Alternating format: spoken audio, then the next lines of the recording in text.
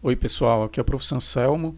Nós vamos dar continuidade à nossa disciplina de Introdução à Modelagem no Departamento de Estatística e Matemática Aplicada, Programa de Pós-Graduação em Modelagem e Métodos Quantitativos, da Universidade Federal do Ceará. O tema da nossa aula de hoje é modelagem em grafos. Olha só pessoal, o que é um grafo, ou também chamado de rede, né?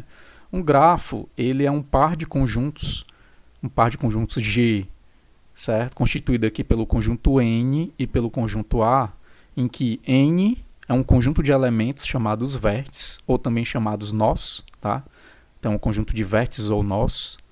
E A é um conjunto de pares de vértices, certo? Pares de vértices índice J, tá?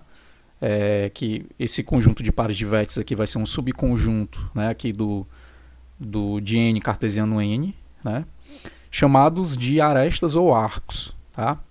Então é um conjunto de pares de vértices chamados arestas ou arcos, certo? Então um grafo ele é um par de conjuntos, né? O conjunto de vértices e um conjunto de arcos que associam vértices. Então essa definição de grafo é uma definição bastante geral, né? E nós vamos ver que tem problemas bem interessantes que podem ser modelados por meio de grafos, tá? Então existem muitos problemas em matemática aplicada, em pesquisa operacional, em que a gente pode usar a modelagem em grafos, né, para modelar o problema e resolver. Então aqui é um exemplo de um grafo, né? Então imagina aqui um grafo com 4 vértices, né? Numerados aqui, né, rotulados, né, com esses rótulos aqui 1, 2, 3 e 4, tá? Então nós temos aqui 4 vértices, né? Isso aqui é uma representação visual de um grafo, né? Então a gente pode dizer que é uma representação gráfica de um grafo, né? Então os nós, né, o vértice de um grafo, são em geral representados por círculos, né? Então nós temos aqui 4 círculos, e os arcos de um grafo, né, ou arestas de um grafo, eles costumam ser representados por segmentos de retas, né, ou ligações entre os vértices, né, entre os nós, perfeito? Então nós temos aqui um grafo com as seguintes arestas, né? Tem uma aresta aqui 1, 2, certo? Então uma ligação aqui entre os vértices 1 e 2, uma aresta 1, 4, uma ligação aqui dos vértices 1 e 4, uma aresta 2, 3, que é uma ligação aqui dos vértices 2 e 3, uma aresta 2, 4, que é uma ligação entre 2 e 4, e uma aresta 3, 4, que é uma ligação aqui 3 com 4, perfeito? Então essa é uma representação aqui visual, né, de um grafo. Olha só, pessoal, o grafo ele pode ser tanto orientado como não orientado, tá? Quando o grafo ele é orientado, a gente costuma chamar ele de dígrafo, tá? Então nós temos aqui um grafo com 4 vértices, né, e um conjunto aqui de arestas que são ou arcos, né, orientados, perfeito? Então, por exemplo, nós temos aqui esse arco 1, 2, certo? Então a gente representa o arco 1, 2 como um segmento de reta aqui, uma ligação, né, com uma seta indicando a orientação, perfeito? Então, no caso do grafo orientado, a aresta 1, 2 ela é diferente da aresta 2, 1. Tá? Enquanto no grafo não orientado, a orientação não importa, perfeito? Então aqui, essa aresta 1, 2, né, a ordem aqui dos nós, ela é importante, no caso de um grafo orientado. Tá? Então nós temos aqui uma aresta 1, 2, né, a aresta 4, 1, perfeito? Então veja aqui que a gente tem a orientação, né, de 4 para 1, né, de 2 para 3, de 2 para 4 e de 4 para 3, tá? Essa diferenciação entre grafos orientados e não orientados ela é importante, né? Porque isso está relacionado tanto à questão de problemas reais. Alguns problemas a gente pode modelar ou como um grafo orientado, em que a orientação, né, dos arcos ela é importante, né? Ela tem um sentido, né? A orientação ela tem uma semântica e é relacionada ao problema. Como nós temos problemas em que essa orientação não importa, então a gente pode modelar por um grafo não orientado, tá? Então existe esse primeiro aspecto que certos problemas vão ser modelados por grafos não orientados ou grafos orientados. E um outro aspecto também é que os algoritmos para resolver problemas em grafos orientados e não orientados, eles podem ser diferentes, certo? Então, alguns algoritmos eles funcionam em grafos não orientados e em grafos orientados eles não funcionam exatamente, né? Como foi pensado e muitas vezes requer uma adaptação, certo? Então, nós podemos ter algoritmos diferentes, tá? Beleza, olha só, existe uma série de conceitos relacionados a grafos, tá? Nessa aula a gente vai ver só alguns conceitos mais básicos e mais conhecidos, digamos, mas a teoria dos grafos é uma teoria bastante rica e muito extensa, certo? Então, o objetivo da aula de hoje é só a gente ter uma pequena uma introdução, né, bem pequena mesmo, né, noções, digamos, do que é modelagem em grafos, perfeito? Uma noção que é talvez uma das mais importantes aí em grafos é a noção de caminho, tá? Então, o que seria um caminho em um grafo, né? Uma sequência de arcos partindo de um nó de origem, um nó aqui O, a um nó de destino D, tá? No qual o nó inicial de cada arco é igual ao nó final de um arco anterior, perfeito? Então, por exemplo, aqui eu tenho um conjunto representando um conjunto C que representa um caminho. Ou seja, um caminho ele é um conjunto de arcos, né, de um grafo, ou um subconjunto dos arcos de um grafo, né, em que a sequência aqui de arcos eu tenho que o nó final de um arco ele coincide com o nó inicial do arco seguinte. Perfeito? Então nós temos assim, nós temos aqui, ó, o arco 4, 1, depois o arco 1, 2, depois o arco 2, 3. Certo? Então isso aqui vai representar um caminho. Tá? Então visualmente, ó, eu tenho aqui esse nosso grafo, né, com os nós 1, 2, 3, 4. Tá? Então esse caminho aqui ele está identificando graficamente essas setas aqui em negrito. Perfeito? Então nós temos o caminho aqui com a origem em 4, né? Então vem do nó 4 para o nó 1, depois do nó 1 para o nó 2 e depois do nó 2 para o nó 3, e o nó 3 é o nó de destino. Tá? Então esse 4, 1, 2, 3 é um caminho aqui partindo do nó 4 até o nó 3. Certo? Então como em um caminho, né, a sequência aqui de arcos, nós temos que o final, né, o nó aqui no arco anterior, né, o nó final aqui de um arco anterior coincide com o nó inicial do arco seguinte, a gente pode representar um caminho aqui simplesmente pela sequência de nós. Né? Então a gente pode representar como sendo a sequência 4, 1, 2, 3. Certo? Isso aqui é um caminho. 4, 1, 2, 3. Perfeito? Olha só, uma outra noção também muito importante em teoria de grafos e muito útil na modelagem de problemas reais, né, é a noção de circuito ou ciclo. Né? Então, o que seria um circuito ou também chamado de ciclo? Seria um caminho fechado, certo? Ou seja, um caminho no qual o nó de origem e o nó de destino são iguais. Tá? Então, a gente costuma chamar de ciclo quando a orientação dos arcos não é relevante. Tá? Então, em geral, a gente chama de circuito quando a orientação dos arcos importa, né, na definição desse caminho. Ou seja, o caminho ele não pode ir contra a orientação de um arco. Tá? E a gente costuma chamar de ciclo quando a orientação é indiferente, certo? Embora muitas vezes essas noções se confundam e em livros vocês vão ver que muitas vezes se chama simplesmente de ciclo, tá? Não se usa muito o termo circuito, perfeito? Então chamamos de ciclo quando a orientação dos arcos não é relevante, né? Então nós temos aqui um caminho, ó, que ele inicia aqui em 4, né? No nó 4, é o nó de origem dele. Então nós temos aqui a aresta aqui 4, 1, depois 1, 2, depois 2, 4. Aí termina aqui novamente no 4, certo? Visualmente seria esse circuito ou ciclo aqui, né? Inicia em 4, 4 para 1, 1 para 2, 2 para 4, certo?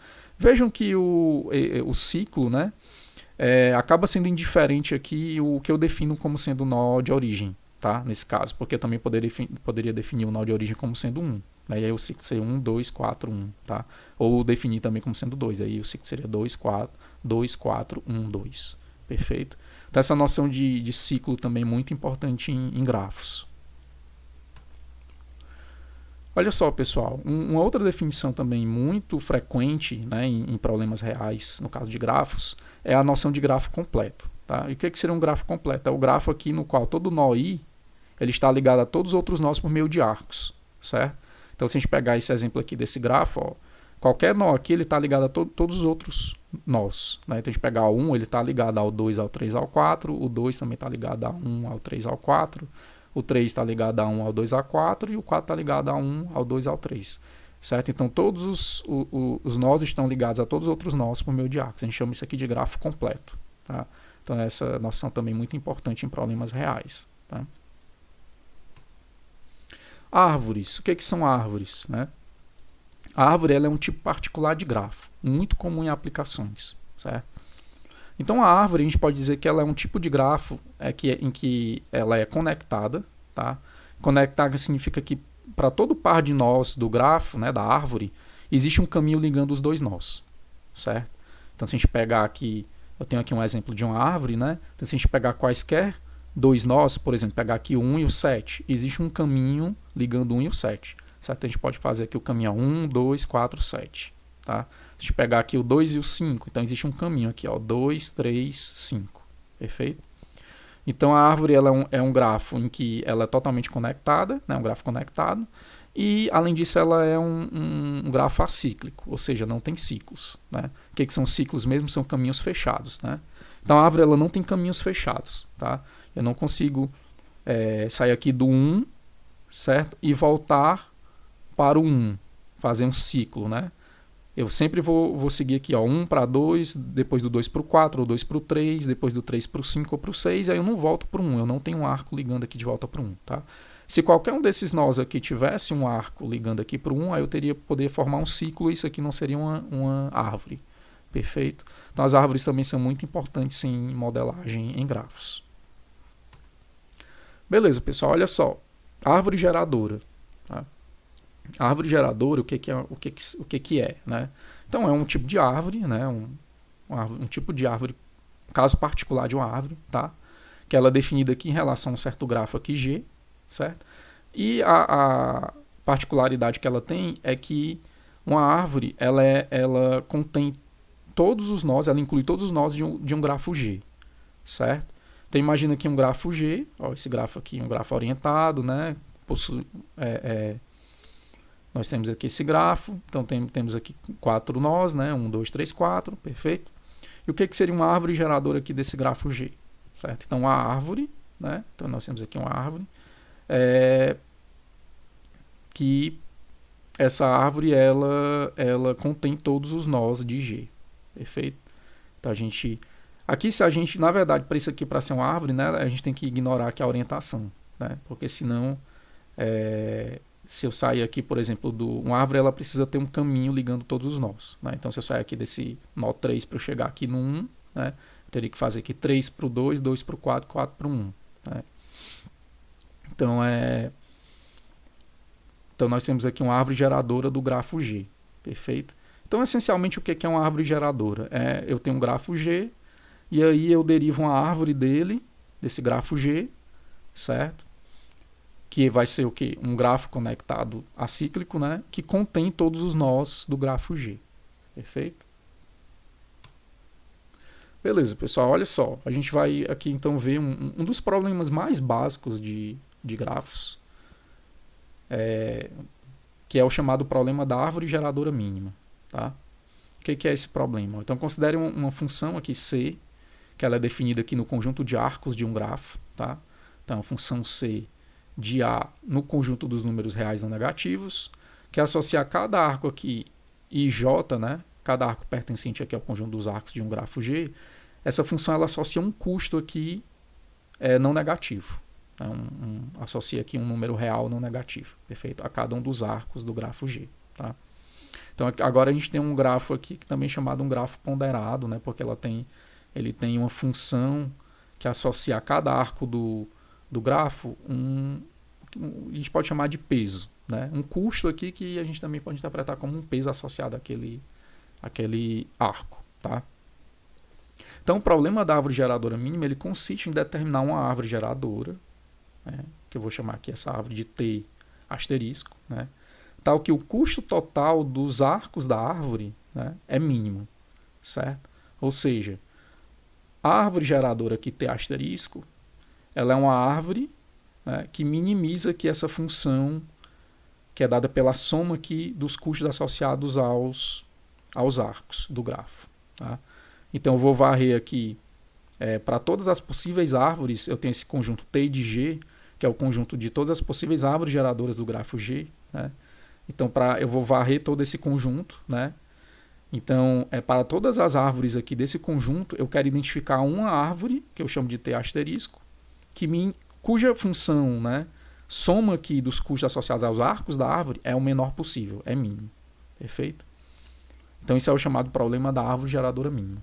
Eu quero identificar de todas as possíveis árvores aqui de um grafo G, qual é aquela árvore cuja soma dos custos associados aos seus arcos é o mínimo possível, é o menor possível. Tá? Então, a gente chama de árvore geradora mínima. Árvore geradora porque ela é uma árvore, né, que contém todos os nós do grafo G, e mínima porque ela tem um custo mínimo, certo? Esse custo definido por uma função aqui arbitrária, que é uma função que depende da aplicação, né, do problema que você está modelando, perfeito? Professor, mas assim, alguns exemplos em que aplicações reais esse problema da árvore geradora mínima surge, né? Então, alguns exemplos de aplicações aqui. Né? Uma aplicação direta em projetos de redes. Tá? Então a gente quer determinar, né, um projeto de uma rede com menor custo de instalação. Certo? Se a gente associar esse custo, né, a cada arco de um grafo como sendo o custo de construir aquele arco, né, o custo de instalar aquele arco, certo? Então a gente quer achar aquela árvore geradora do grafo que tem um menor custo de construção, certo? Então, exemplos de aplicações diretas projeto de redes de distribuição de energia elétrica, certo? Então, isso aqui vai ser um caso de problema de árvore geradora mínima. Projeto de redistribuição de gás, né? Projetos de redes viárias, certo? Então, você tem um conjunto de cidades, né, numa região geográfica e você quer construir uma rede ali de vias, certo? Que passa por todas as cidades, né? E que tem o menor custo de construção possível, certo? Então, também é um tipo de problema de árvore geradora mínima. Né? Projeto de rede de internet, certo? Então, em geral, problemas de projeto, né, e construção de redes, qualquer tipo de rede que você pensar aí, certo?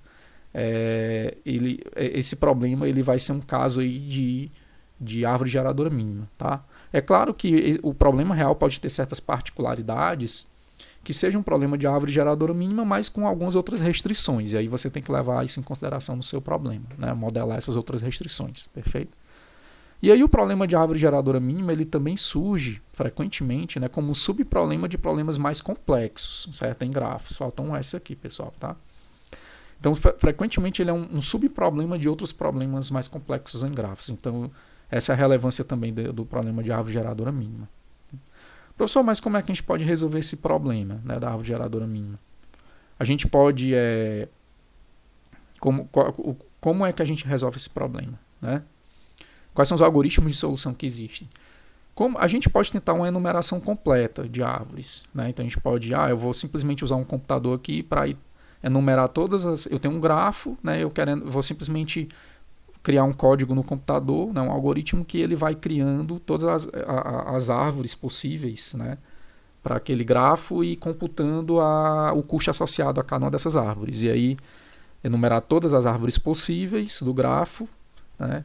Se for um grafo finito, né, com um número finito de nós, né, e aí você vai enumerar todas as árvores e árvores geradoras, né, e identificar aquela que tem o menor custo. Né, então, isso seria a enumeração completa. Então, em teoria, é possível fazer isso, mas para grafos relativamente pequenos, a gente vai ter uma explosão combinatória de possíveis árvores e esse procedimento ele vai ser inviável, assim como a gente já viu para outros problemas combinatórios, né, que a numeração completa ela não vai ser viável. Tá? No entanto, existem algoritmos, né, eficientes para a obtenção de uma árvore geradora mínima. Tá? Então, 2 algoritmos aí que já foram desenvolvidos há muitas décadas, né, e são muito estudados, certas propriedades deles, e você acha facilmente implementações deles. São os algoritmos de Prim e o algoritmo de Kruskal, certo? Então vocês podem pesquisar sobre esses algoritmos. Eles são algoritmos bastante simples e fáceis de implementar, certo? E bastante eficientes também para obter árvores geradoras mínimas. Tá?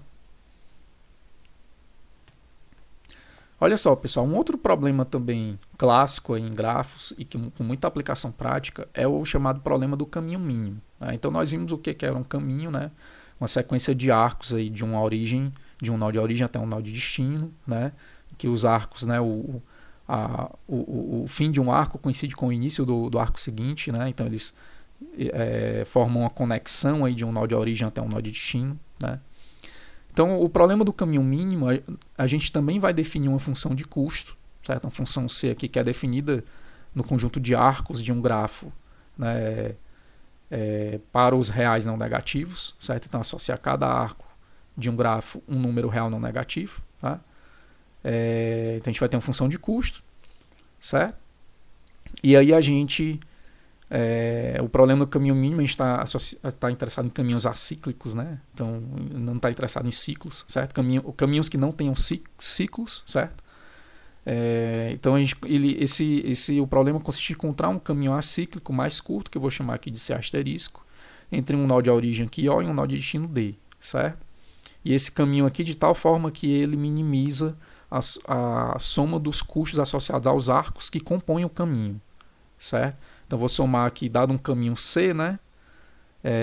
Para todos os arcos aqui que compõem um caminho C, eu vou somar o custo, certo, desses arcos. Então eu tenho o custo total aqui associado a um caminho, né?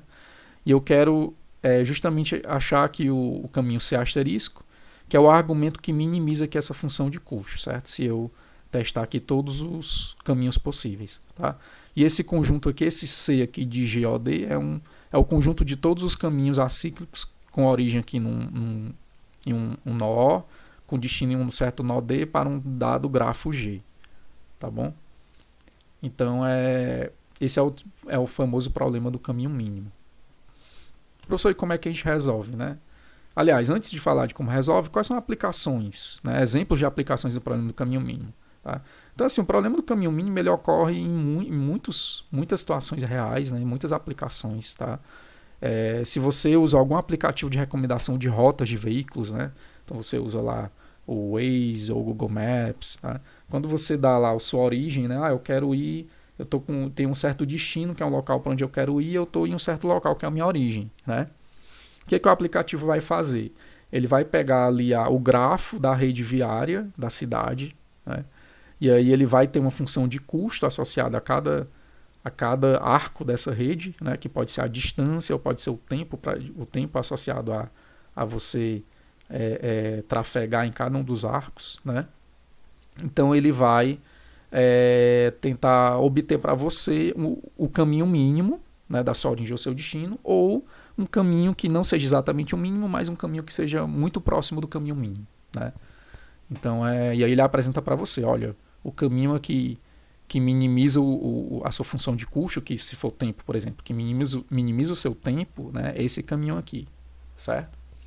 Então os aplicativos de recomendação de rotas, eles essencialmente resolvem o problema do caminho mínimo toda vez que uma pessoa ela pergunta qual é o melhor caminho, né, para aquele destino, tá?